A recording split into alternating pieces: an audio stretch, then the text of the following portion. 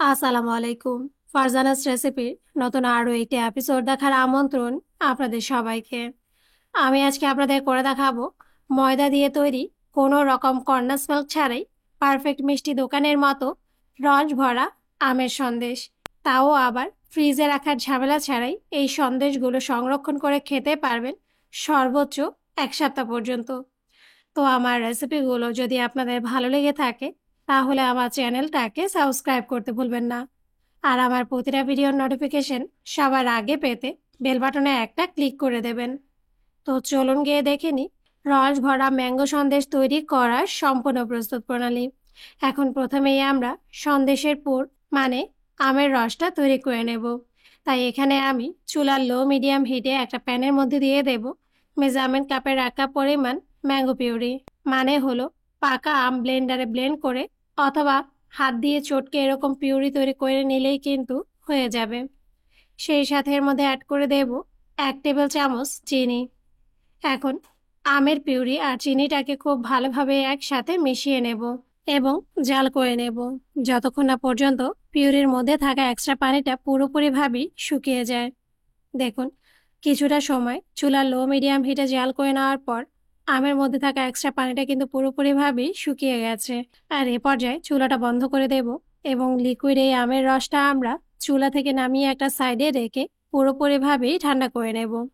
সেই সাথে সন্দেশের প্রিপারেশনে চলে যাব। আর এর জন্য আবারও চুলার লো মিডিয়াম হিটে একটা প্যানের মধ্যে দিয়ে দেব মেজারমেন্ট কাপের 1 কাপ আর 1/4 কাপ ময়দা। তবে আপনারা চাইলে এখানে প্যাকেটের আটাটাও ব্যবহার করতে পারেন, কোনো সমস্যা নেই। এখন একটা স্প্যাচুলা দিয়ে চুলার লো মিডিয়াম হিটে অনবরত নেড়ে চেড়ে ময়দাটাকে ঢেলে নেব যেন ময়দার মধ্যে কোনো রকম কাঁচা গন্ধ অবশিষ্ট না থাকে।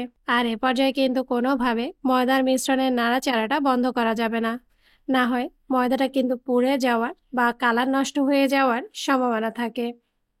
দেখুন, কিছুটা সময় অনবরত নেড়ে চেড়ে ভেজে নেওয়ার পরেই কিন্তু ময়দার মধ্যে থাকা কাঁচা গন্ধটা পুরোপুরিভাবেই চলে গেছে এবং ভাজা ময়দা খুব সুন্দর একটা স্মেলও ছড়িয়ে পড়েছে। আর এ পর্যায়ে টেলে নেওয়া এই ময়দাটা আমরা চুলা থেকে নামিয়ে আবারও একটা সাইডে রেখে ভালোভাবে ঠান্ডা করে নেব। সেই সাথে সন্দেশ তৈরির মূল প্রিপারেশনে মানে সন্দেশের বাইন্ডিংয়ের জন্য লিকুইড মিশ্রণটা তৈরি করে নেব।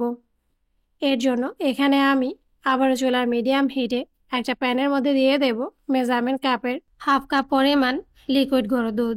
তবে আপনারা চাইলে এখানে লিকুইড দুধের পরিবর্তে নর্মাল পানিটাও ব্যবহার করতে পারেন, সেক্ষেত্রে সন্দেশের টেক্সচার আরও বেশি ভালো হবে।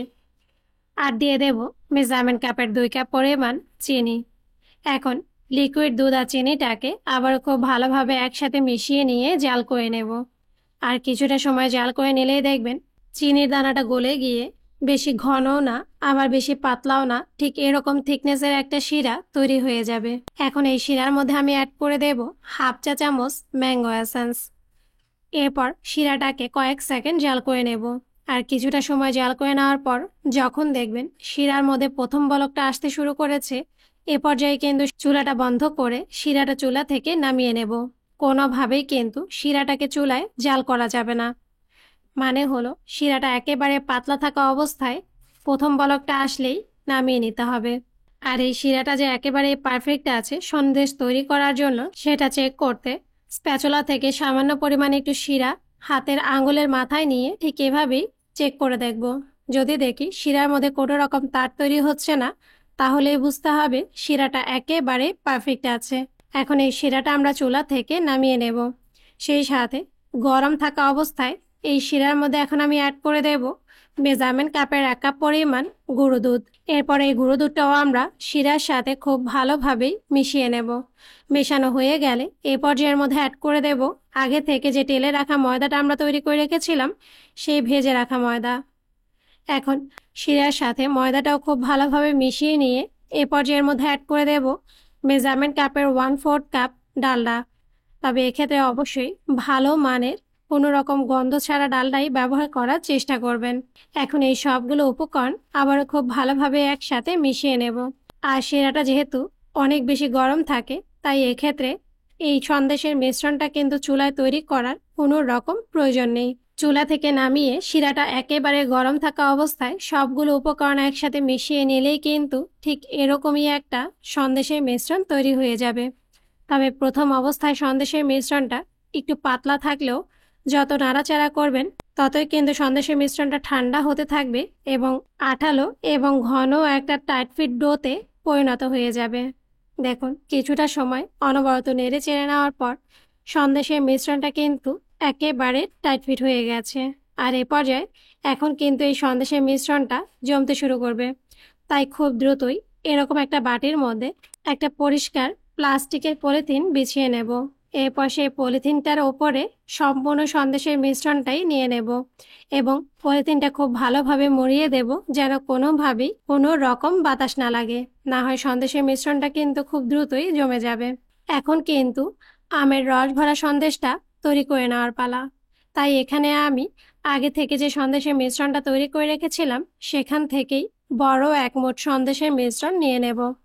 এরপর সন্দেশের মিশ্রণটা হাত দিয়ে ঠিক এভাবেই একটু মসৃণ করে নেব যেন সন্দেশটা তৈরি করার পর সন্দেশের মধ্যে কোনো রকম ফাটল বা ক্র্যাক না থাকে। দেখুন সন্দেশের মিশ্রণটা মসৃণ করে নেওয়ার পর এরকম একটা গোল বলের শেপ দিয়ে নেব। এরপর সেই বলের মাঝখানে একটা কাঠি বা আঙুলের মাথা দিয়ে ঠিক এভাবে একটু গর্ত করে নেব এবং সেই গর্তের মাঝখানে ঠিক এভাবে একটা বুড়ো আঙুল ঢুকিয়ে হালকা হাতে চারদিকে ঘুরিয়ে এরকম একটা গর্ত করে নেব। আর প্রথম অবস্থায় সন্দেশটা দেখতে ঠিক এরকমই একটা গ্লাসের মতোই মনে হবে। এরপর এই গর্তের মধ্যে আগে থেকে যে আমের পুরটা আমরা তৈরি করে রেখেছিলাম সেই পুরটা দিয়ে দেব। এরপর চারধার থেকে হালকা হাতে ঘুরিয়ে ঠিক এভাবেই সন্দেশের মুখটা আমরা সিল করে দেব এবং হালকা হাতে প্রেস করে সম্পূর্ণ সন্দেশটাই জোড়া লাগিয়ে নেব। এরপর আবারও হাত ঘুরিয়ে ঠিক এভাবেই সন্দেশটা আমরা একেবারে স্মুথ করে নেব এবং সন্দেশের মিশ্রণটা ঠিক এরকমই নিচের দিকটা একটু চৌকো করে লাঠিমের শেপ দিয়ে তৈরি করে নেব। এরপর হালকা হাতে একটা আঙ্গুল দিয়ে নিচের দিকটা বাঁকা করে দিয়ে ওপর থেকে হালকা হাতে প্রেস করে সমান করে নিলেই কিন্তু একটা আমের শেপের সন্দেশ তৈরি হয়ে যাবে। এখন আমটা যেন দেখতে আসলে একেবারে পারফেক্ট লাগে তাই একটা লবঙ্গ দিয়ে ওপর থেকে বোটা দিয়ে নেব। দেখুন একটা আমের সন্দেশ কিন্তু তৈরি হয়ে গেছে। এখন সেম ভাবে আপনাদের বোঝার সুবিধার্থে আরও একটা সন্দেশ তৈরি করে নিচ্ছি। এর জন্য আবারও কিছুটা সন্দেশে নিয়ে হালকা হাতে প্রেস করে সন্দেশের পুরটাকে ঠিক এভাবেই মসৃণ একটা গোল বলের শেপ দিয়ে নেব। এরপর সেই বলের মাঝখানে আঙুল অথবা একটা কাঠি দিয়ে ঠিক এভাবেই একটা ছোট গর্ত করে নেব এবং একটা আঙুলের সাহায্যে গর্তটাকে গ্লাসের একটা শেপ দিয়ে নেব। এরপর মাঝখানে আমের পুর দিয়ে আবারও হালকা হাতে সন্দেশের মুখটা সিল করে দেব এবং সন্দেশটাকে লাঠি মেরে একটা শেপ দিয়ে হালকা হাতে একটু বাঁকিয়ে নিলেই কিন্তু আরও একটা আমের রস ভরা সন্দেশ তৈরি হয়ে যাবে। এখন এই সন্দেশটাও আমরা তুলে একটা প্লেটের ওপর নিয়ে নেব এবং সেমভাবে বাকি সবগুলো সন্দেশও তৈরি করে নেব। দেখুন সবগুলো সন্দেশই কিন্তু তৈরি করে নেওয়া হয়ে গেছে। আর এই পর্যায়ে এই সন্দেশগুলো দেখতে যেন একেবারে পারফেক্ট আমের মতোই মনে হয়, তাই এখানে আমি এরকমই পাতলা স্লাইস করা কিছু পেস্তা বাদাম নিয়ে নিয়েছি। এখন প্রতিটা সন্দেশের বোটার সাথে একটা করে পেস্তা বাদাম লাগিয়ে নেব। দেখুন এরই সাথেই কিন্তু তৈরি হয়ে গেল আমের রস ভরা সন্দেশ।